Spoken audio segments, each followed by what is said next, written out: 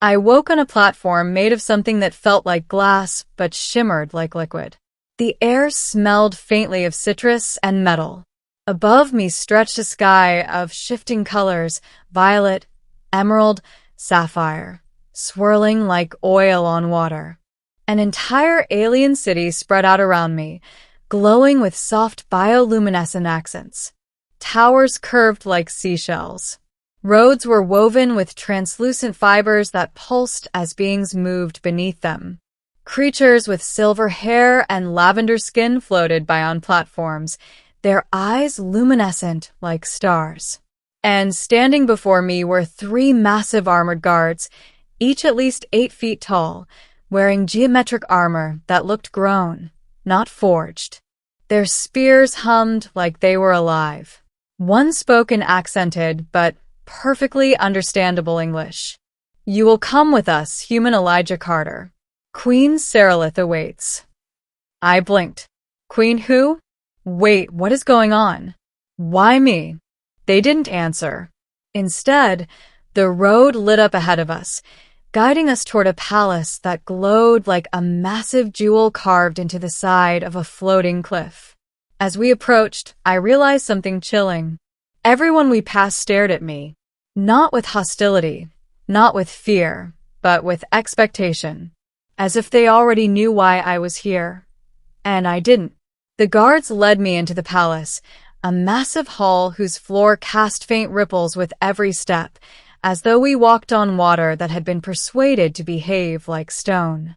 And at the end of that hall, sitting on a throne grown from a massive blooming crystal, was the queen. She rose when she saw me, tall, elegant, skin shimmering like moonstone, hair flowing like liquid silver. Her presence radiated authority and something stranger, something ancient. Her eyes were glowing amethyst rings. She approached, and when she spoke, her voice resonated through the entire hall. "Human Elijah Carter, are you ready to marry my daughter?" I stared at her, jaw completely detached from functioning. "What?" Her lips curled into the faintest amused smile. "I summoned you because you are the compatible one. The prophecy of the veiled star names a human born under fractured skies, the night of your city's blackout storm, who will bind our future to survival. You match all variables." "I think you have the wrong guy," I croaked. "I can barely keep a cactus alive." The hall murmured. The queen raised a hand. "Silence. You misunderstand. My daughter's bondmate must possess resilience, empathy, and unpredictability. Humans excel at these." Then she stepped aside. Someone emerged from behind her throne. Someone breathtaking. The princess. She was around my height, maybe a little taller. Her skin shimmered softly, like the queen's, but in shades of rose gold. Her hair floated slightly as though underwater, sparkling with tiny particles like starlight. Her eyes, deep, swirling sapphire, locked onto mine with intense curiosity. She spoke softly. "You're the human from the visions." "That's news to me." The queen lifted her chin. "Princess Lithra, first of her line, heir to the celestial dominion." The princess approached me, studying my face like I was both confusing and fascinating. Then she smiled. "Your heart is loud. Humans feel everything at once. It's refreshing." "That's called panic." "Then you are very good at it." The queen cleared her throat. "Human Elijah, there is no time for hesitation. Our star will collapse within 4 cycles. Our escape technology can only be unlocked by a bond between 2 compatible minds. My daughter and a chosen partner must merge energies to activate the Exodus engine. So, basically, you need a cosmic wedding to save your entire species?" "That is an oversimplification," the queen said. "But yes." "And you're choosing me?" "You are chosen by prophecy," the queen replied. "And because the princess herself has accepted you." Lithra smiled again, warm, Genuine, almost shy. My stomach did flips. Great. The alien princess liked me. Middle. Life in the celestial dominion. Before I could even try to argue, I was whisked away to the palace's inner chambers, a sort of preparation wing. There, I met tutors, scientists, advisors, and one very overenthusiastic match bond coordinator named Shalene. Shalene floated upside down half the time. She said it helped her think. First lesson, she chirped. Humans leak emotions everywhere. Try not to explode with fear. The princess will feel it. I clasped my hands. I'm doing my best not to explode. Trust me. They taught me everything, from celestial customs to neural compatibility rituals to the way their species communicated through energy threads. Meanwhile, Princess Lithera visited me almost every day. Sometimes she brought glowing fruits that tasted like citrus mixed with honey. Sometimes she asked questions. A lot of questions. What does awkward mean? Do humans truly eat plants and animals? Is humor really just shared confusion? Why does your face turn red near me? Is this defection? I nearly choked every time. But she wasn't teasing. She genuinely didn't understand human reactions, yet she wanted to. One day, while walking through the floating gardens, she spoke more seriously. Do you resent being chosen? I hesitated. I don't know yet.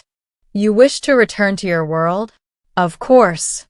But I don't hate being here. Her expression softened. My mother believes only destiny brought you. But I would not force you. If you refuse, we will find another path or perish trying. Something in her tone, so vulnerable, so honest, hit me hard. Lithera, I said quietly, I don't want your people to die.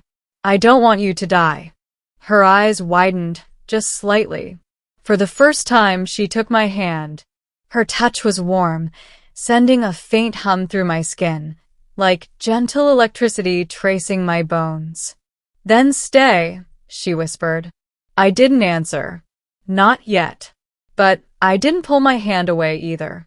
The threat, everything changed on cycle 3. During a training session, the palace alarms blared. Deep, booming pulses that rattled the crystalline walls. Shalene paled. Oh no. Oh no, no, no, no. This is bad. Very bad. Extremely. I grabbed her shoulders. What is bad? The Vornix fleet. They found us. They want the Exodus engine for themselves. Before I could process that, the ground shook. The sky outside darkened as massive warships descended like metal predators. Guards rushed Lithera and me to a core chamber deep in the palace. The queen herself met us there, cloak swirling like a thundercloud. Elijah Carter, she said urgently, we must begin the bond now. My voice cracked. But I'm not ready, Lithera and I. There is no time, the queen snapped. If the Vornix capture the princess, all is lost. Lithera grabbed my hands. Her voice trembled. Elijah, choose me. Choose us. The bond chamber activated, rings of light rising around us, forming an energy cocoon. A deep hum filled the room as bioluminescent lines wrapped around our wrists, linking us together. My heart raced. Her eyes never left mine. Do you accept the bond? She whispered. Outside, explosions rocked the palace. Inside, everything went silent, waiting for my answer. I swallowed hard, took a breath, and said, yes. Light engulfed us. The bond, it wasn't painful. It wasn't frightening. It was like our minds touched, just briefly, like fingertips grazing. I felt Lithera's essence, bright, hopeful, fierce. She felt mine, confused, stubborn, terrified but determined. The chamber flared with blinding brilliance, and the Exodus engine deep beneath the city roared to life. The queen exhaled in relief. It is done. The bond is forged. Then the ceiling exploded. Vornic soldiers, tall, insectoid creatures with serrated armor, stormed in. The queen and her guards engaged them, energy spears clashing with metallic claws. One Vornix lunged for Lithra. I moved before thinking, shoving her aside. It swiped across my arm, pain searing like fire. Elijah! Lithra cried. Adrenaline surged. I grabbed a fallen guard's spear, barely knowing how to hold it. The weapon hummed, responding to my energy. I swung. The Vornix screeched and fell. More were coming. Go! The queen shouted. Activate the Exodus. Save our people. Lithra grabbed me, pulling me through a collapsing corridor toward the central conduit where the energy from our bond would ignite the star drive. All of this, just to survive? I gasped, stumbling beside her. To move our world out of the dying orbit, she said breathlessly. To escape extinction. We reached the core. The bond mark on our wrists glowed brighter. Together, we touched the activation pedestal. The world shuddered. The sky outside split open with radiant fractal light as the entire city, no, the entire planet, shifted into a different dimension. A jump into safety. A new star system. A new future. Everything went white, then silent. Ending. The choice when I opened my eyes. We were standing in a vast open plateau, bathed in soft golden light. The sky was clear, peaceful. The world was whole. We had made it. Lithra stood beside me, her expression unreadable. Elijah, she said softly, you chose the bond to save us. But now that we are safe, your future does not belong to prophecy anymore. You may choose freely. You mean, I can go back home? If you wish. I looked at the horizon, at the glowing alien trees, at the city rising behind us, at Lithra, who had risked everything, bonded her mind to mine, trusted me even when I didn't trust myself. Do you want me to stay? I asked gently. She didn't answer with words. Instead, she reached out, touching her forehead to mine, their species' symbol of true acceptance. A warmth spread through me, calm, hopeful, deeply connected. I closed my eyes and finally understood my answer. When I opened them again, I said, I'm staying, not because of prophecy, because of you. Her smile, bright, relieved, radiant, made the entire alien sky seem dim. She slipped her hand into mine. Then welcome home, bondmate. The queen appeared behind us, regal and proud. Elijah Carter of Earth, she declared. From this day forth, you are prince consort of the celestial dominion. I exhaled shakily. So this was my life now. Not chosen by destiny. Chosen by me. Lithra squeezed my hand. And for the first time since the summoning, I didn't feel like I was falling into chaos. I felt like I was falling into purpose, into belonging, into a future I never knew I wanted.